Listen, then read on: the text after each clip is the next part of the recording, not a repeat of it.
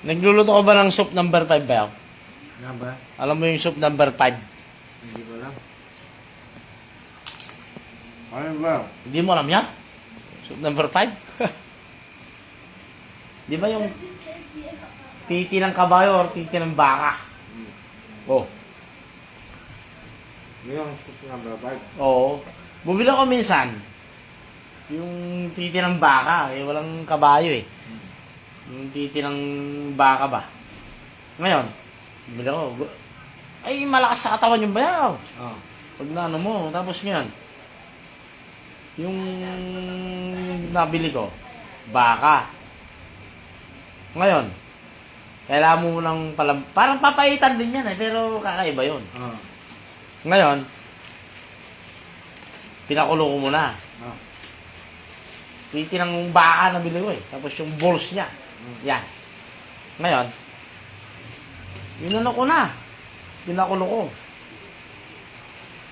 Umabot ng hanggang, kasi, ang trabaho ko, linggo, kailangan, day off.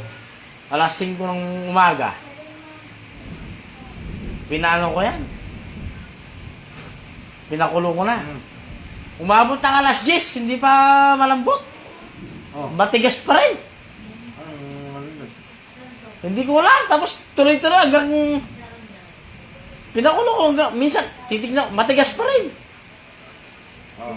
Hanggang alas 5 ng hapon, ng linggo. Matigas pa rin. Nabisit ako, tinignan ko. Yung titi ng baka. Bakit kayang hindi lumalambot ka ako? Tangina! Tinignan ko ganun. Meron palang puki ng bakang nakaipit, kaya pala. Hindi, Kaya pala hindi lumalambot. Ayun. Ayun, tinanggal ko yung puki na, ayun. Ayun, nagawa ko. 30 minutes lang, napalambot ko yung ano.